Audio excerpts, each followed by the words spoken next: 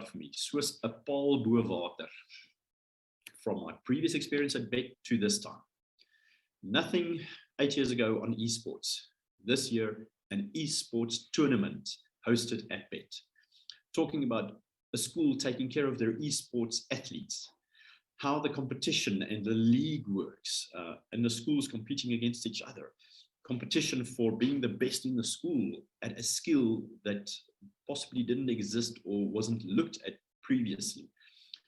How it creates mass participation. Ek dink ons grootste behoefte in baie aspekte van skool is massa deelname en hoe deelname gedryf kan word. En dan spanwerk. Ek gaan julle nou 'n videoetjie wys. Teamwork, how a team works together in a game.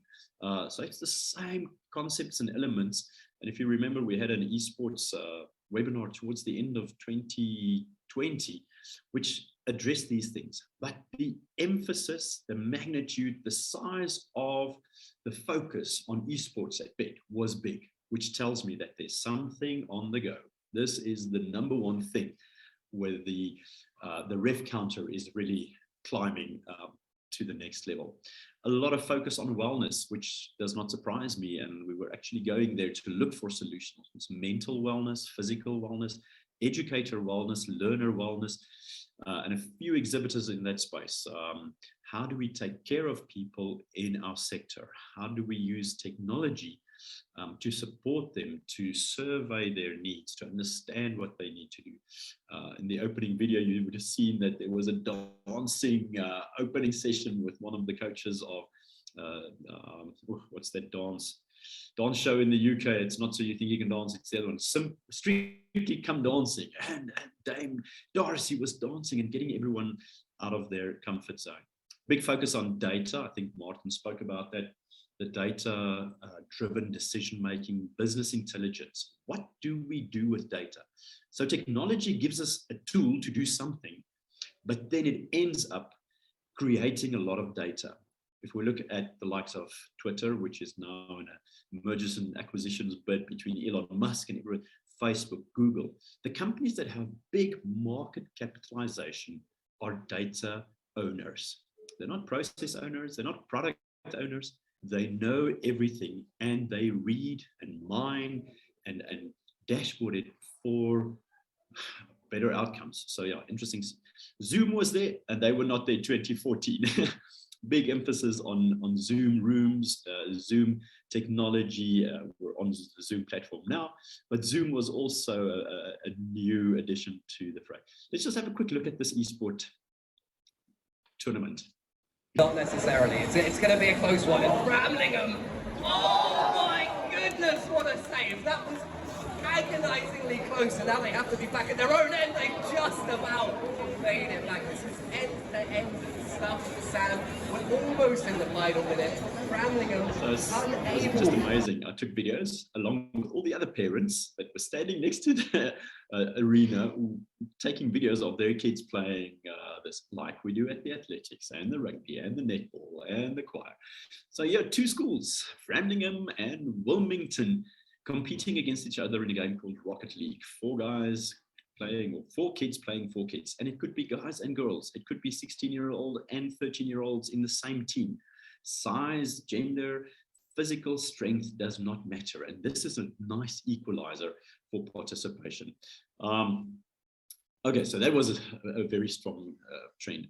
Something new that came out, Martin and I spent some time with a few companies there on the safeguarding side, along with the wellness, mental and physical wellness.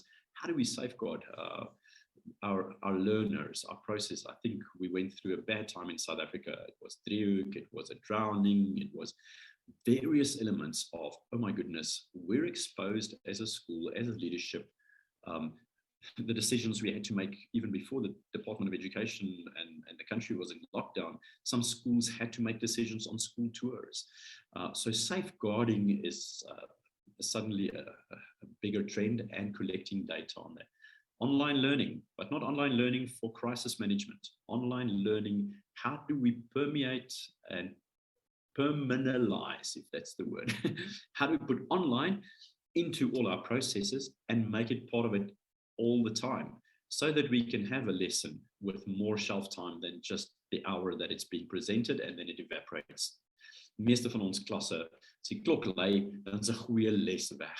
Hoe kan ons dit vasvang? Hoe kan ons dit weer gebruik? Hoe kan ons huiswerk daardeur laat vergemaklik? Hoe kan ons 'n ouer ondersteun om sy kind te help? How we can get the learner to revise later on in the term before the test or later on in the year before the exam. So online learning still a very big focus. So classroom and other spaces. Something big, online assessments. Blows my mind that we haven't thought about this before.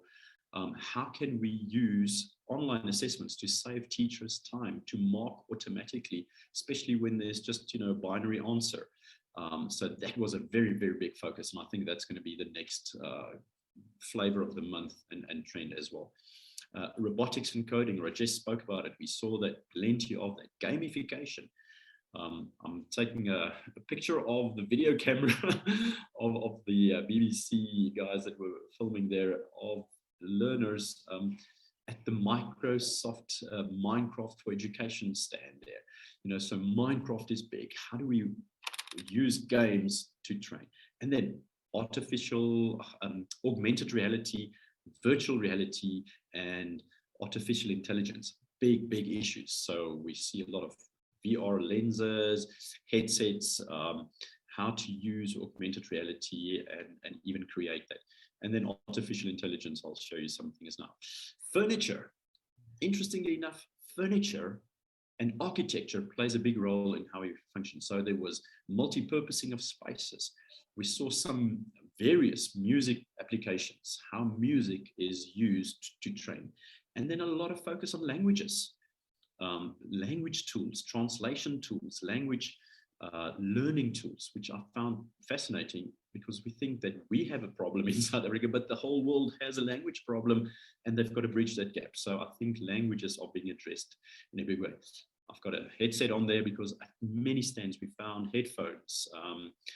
And the headphones are part of a learning journey, a personalized journey, a book with augmented reality, a story being told, pronunciation of words in the learning process. So headphones and sound was far bigger than video, I would say.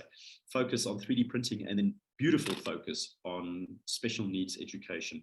And that's where technology, a lot of technology is being applied. How we can be inclusive by using technology, immersive readers, voice recognition, many elements of that beautiful space there.